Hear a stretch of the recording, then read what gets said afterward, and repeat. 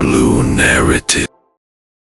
ዶናልድ ትራምፕ የቬንዙዌላን ጉዳይ በአንድ ጀንበር አገባደው የኒኮላስ ማዱሮን ቤተ መንግስት በሌሊት ካርበደበዱ በኋላ አሁን የኢራንን ጉዳይ እንደ ተጣደ ዳቦ እያገላበጡት ይገኛሉ።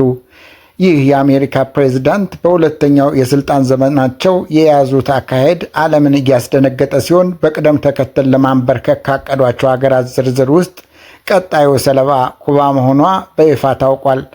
ትራምፕ በቅርቡ በሰጡት መግለጫና አጀንዳቸው ግልጽ እንደሆነና የቬንዙዌላው መሪ በድንገተኛ ወታደራዊ ኦፕሬሽን ተጠልፈው ወደ አሜሪካ መወሰዳቸውን ለቀሪዎቹ ሀገራት ትልቅ ማስጠንቀቂያ መሆኑን ተናግረዋል። አሁን ላይ አይኖች ሁሉ ወደ ሃቫና አቅንተዋል። በካቫኒያ ባህር የምትገኘው ኩባ ከ60 ዓመታት በላይ በኮሚኒስት ስርዓት ስትመራ ብትቆይም አሁን ግን ህልውናዋ አደጋ ላይ ወድቋል። ትራምፕ ከቬንዙዌላ ድል በኋላ ፊታቸውን ወደ ኩባ በማዞር ቀጣዩ አጀንዳችን ኩባ ናት ሲሉ በታላቅ ድፍረት ተናግረዋል። ይህ ንግግር እንዲሁ ለዛቻ የተሰነዘረ ሳይሆን በተግባር የታገዘ ለመሆኑ ብዙዎች ማሳያዎች አሉ። ፕሬዝዳንቱ ይህን ንግግር ያደረጉት እጅግ አስገራሚ በሆነ ሁኔታ ውስጥ ነበር። በዓለም ታዋቂው የእግር ኳስ ኮከብ ሊዮኔል መሲና ሉዊስ ሱዋሬዝ እንዲሁም የኢንተር ሚያሚ ክለብ ባለቤትና ኩባዊ ባለሀብት ጆርጌ ማስ አጠገብ ቆመው በቅርቡ በኩባ በሚሆነው ነገር ትደሰታላችሁ ማለታቸው ጉዳዩ ምን ያህል ፖለቲካዊና ስነ ልቦናዊ ጫና እንዳለው ያሳያል። ጆርጌ ማስ ለትራምፕ በሰጠው ምላሽ ታላቅ ቀን ይሆናል ማለቱ በኩባ ያለውን አገዛዝ ለመቀየር በስደት የሚኖሩ ኩባውያን ምን ያህል ተስፋ እንዳደረጉ ይጠቁማል። ትራምፕ አክለውም የኩባ መንግስት አሁን ላይ እጅግ ተዳክሞ እንደሚገኝና በጣም መደራደር እንደሚፈልግ ገልጸዋል። እንደ እርሳቸው አባባል ከሆነ ኩባ ለመውደቅ የተቃረበችና የጊዜ ጉዳይ ብቻ የሆነች ሀገር ናት። ለዚህ ደግሞ ዋነኛው ምክንያት የቬንዙዌላ መውደቅ ነው። ኩባ ለበርካታ ዓመታት የኢኮኖሚ ደምስሯ ሆኖ የቆየው ከቬንዙዌላ የሚመጣው ነዳጅና የገንዘብ ድጋፍ ነበር። በቀን እስከ 35,000 በርሜል ነዳጅ በነፃ ወይም በዝቅተኛ ዋጋ ስታገኝ የነበረችው ኩባ አሁን ያንን አቅርቦት ሙሉ በሙሉ አጣለች። በአሁኑ ሰዓት በመላው ኩባ ለ24 ሰዓታት መብራት መጥፋቱንና አገሪቱ በጨለማው መዋጧን የአንድ ስርዓት ውድቀት ምልክት ተደርጎ እየተወሰደ ነው። ይህ መብራት መጥፋት የመጀመሪያው ባይሆንም የሰሞኑ ግን ለየት ያለ ነው። ምክንያቱም አገሪቱ ነዳጅ አጣለች። ጄኔሬተሮቹ የሚንቀሳቀሱበት አቅም የለም። ሌላው ቀርቶ የከተማ መስተዳደር የቆሻሻ ሰብሳቢ ተሽከርካሪዎች እንኳ ስራ አቁመዋል። በዚህ ምክንያት በሃቫና ጎዳናዎች ላይ የቆሻሻ ክምር ይታያል። ነዋሪዎችም ሽታውንና በሽታውን በመፍራት ቆሻሻውን በየቦታው ማቃጠል ጀምረዋል። ይህም ከተማዋ በጭስ እንድትታፈን አድርጓታል። ዋና ከተማዋ ሃቫና ጨምሮ በተለያዩ ከተሞች ምግብ ለማብሰል ወደ እንጨት ከተመለሱ ሰነባብተዋል። ይህ ሁሉ ችግር በትራምፕ አስተዳደር የሚመራው ማዕቀብና ጫና ውጤት እንደሆነ ግልጽ ነው። ትራምፕ ትሩዝ ሶሻል በተባለው ማህበራዊ ገጻቸው ላይ ኩባ ለብዙ ዓመታት ከቬንዙዌላ በሚመጣ ነዳጅ ስትኖር እንደነበረችና ይህም አሰራር አሁን ማብቃት እንዳለበት ገልጿል።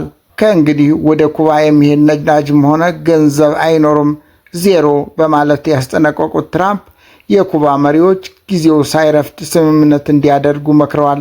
የትራምፕ የውጭ ጉዳይ ሚኒስትር ማርኮ ሩቢዮ ራሳቸው የኩባ ስደተኞች ልጅ በመሆናቸው በኩባ ላይ ያላቸው ጫና እጅግ የከረረ ነው። ትራምፕ ማርኮ ሩቢዮን ልከውና ምን እንደሚፈጠር እናያለን ማለታቸው አሜሪካ በኩባ ላይ የያዘችው እቅድ ወደ ተግባር መቃረቡን ያሳያል።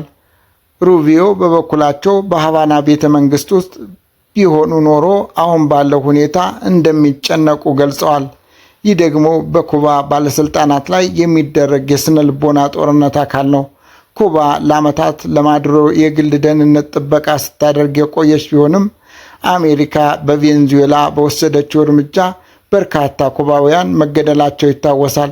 ትራምፕ ለዚህ ጉዳይ ሲናገሩ ቬንዙዌላ ከእንግዲህ ከኩባ ጥበቃ አያስፈልጋትም፣ ነፃ ወጣለች ብለዋል።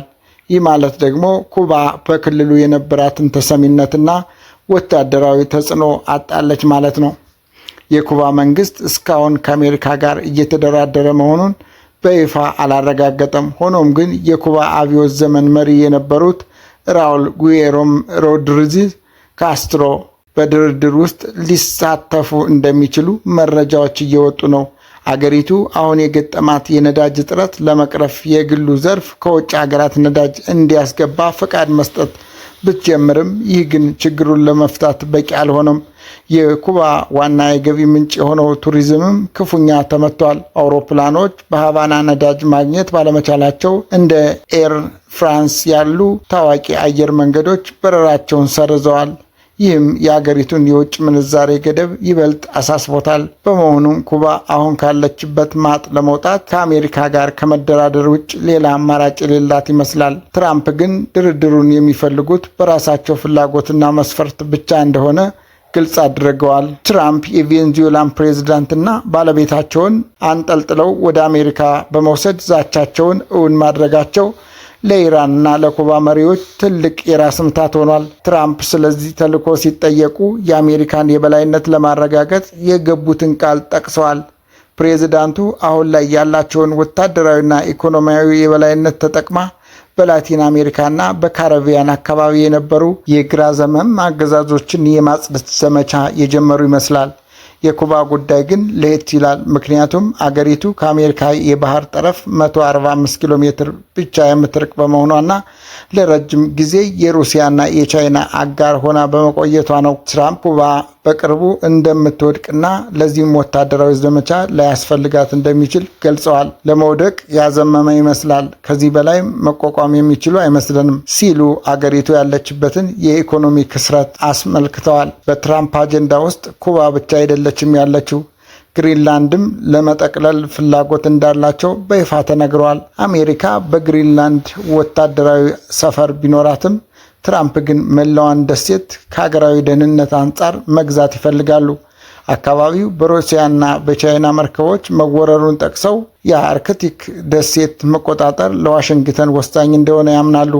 ግሪንላንድ ለዘመናዊ የቴክኖሎጂ መሳሪያዎች ግብዓት የሚሆን ብርቅ ማዕድናት የሞሉበት በመሆኗ የአሜሪካ ዓይን አርፎባታል። በሌላ በኩል ከሜክሲኮ ጋር ያላቸው ግንኙነትም በውጥረት የተሞላ ነው። በሜክሲኮ ምድር ላይ የሚንቀሳቀሱ የአደንዛዥ እጽ ቡድኖች ለመምታት ወታደራዊ እርምጃ ሊወስዱ እንደሚችሉ ሲያስጠነቅቁ ቆይተዋል። የሜክሲኮ ፕሬዝዳንት ክላውዲያ ሺምበም በበኩላቸው የአሜሪካንን ወታደራዊ ጣልቃ ገብነት እንደማይቀበሉ ቢገልጹም ትራምፕ ግን ፍላጎታቸውን ለማሳካት ጫና ማድረጋቸው እንደሚቀጥሉ ግልጽ ነው። ወደ ኩባ ስንመለስ የኃይል አቅርቦት መቆራረጥ አገሪቱ ከፍተኛ ሙቀት በሚገጥማት ወቅት ህዝቡን ለከፍተኛ ስቃይ እየዳረገው ነው። ኤር ኮንዲሽነሮችና ማራገቢያዎች ስራ በማቆማቸው ሰዎች በቤታቸው ውስጥ መቆየት ተስኗቸዋል። ይህ ደግሞ ህዝቡን ወደ አመጽ ሊገፋፋው እንደሚችል ይገመታል። ትራምፕ የሚፈልጉት ይህንን ይመስላል። በኢኮኖሚውና በማህበራዊ ጫና መንግስቱን አዳክሞ ወደ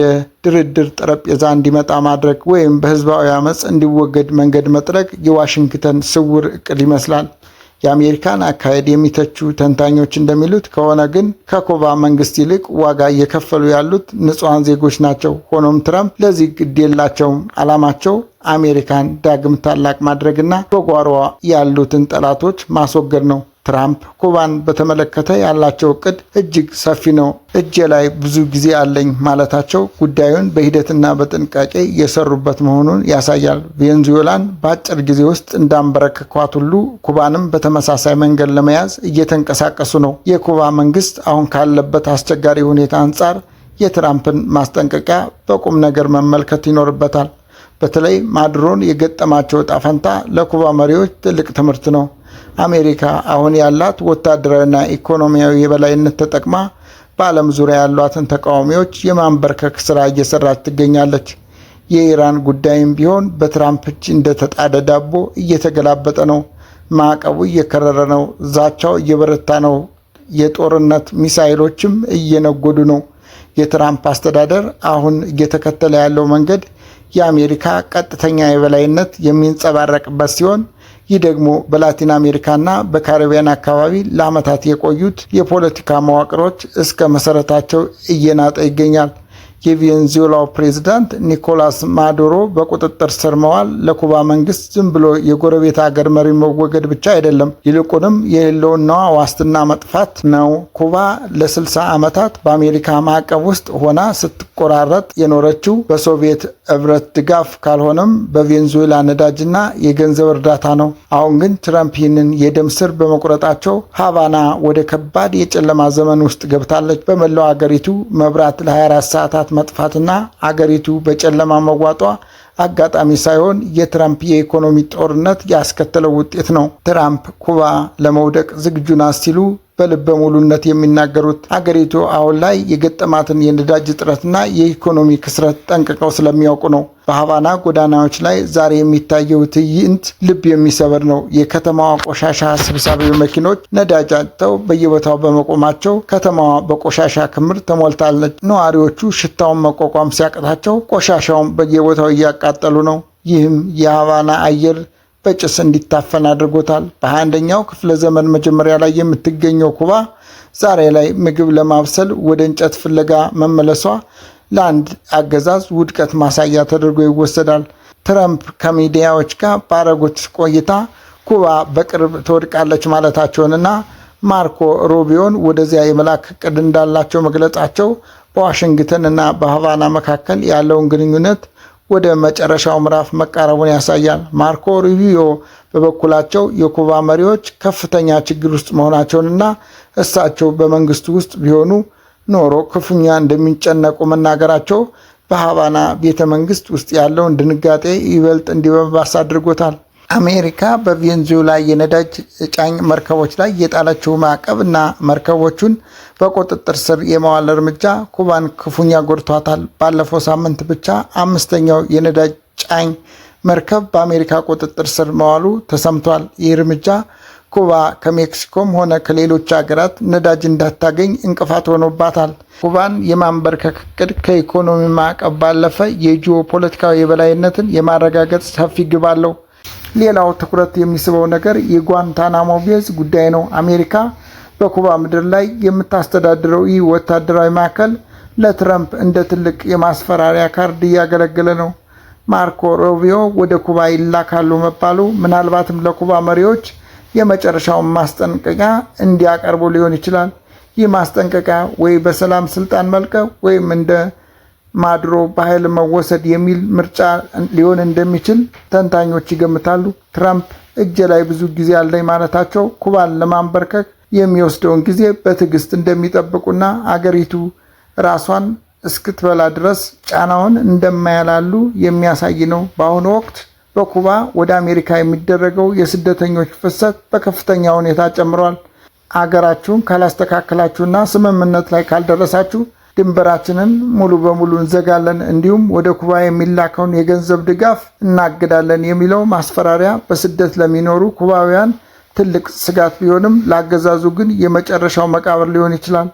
የኩባ መንግስት አሁንም ድረስ በብረት መዝጊያ ጀርባ ሆኖ ሁኔታዎችን ለመቆጣጠር ቢሞክርም የኢንተርኔትና የመገናኛ ዘዴዎች መስፋፋት የትራምፕን መልእክቶች በቀጥታ ለኩባ ሕዝብ እያደረሱት ነው።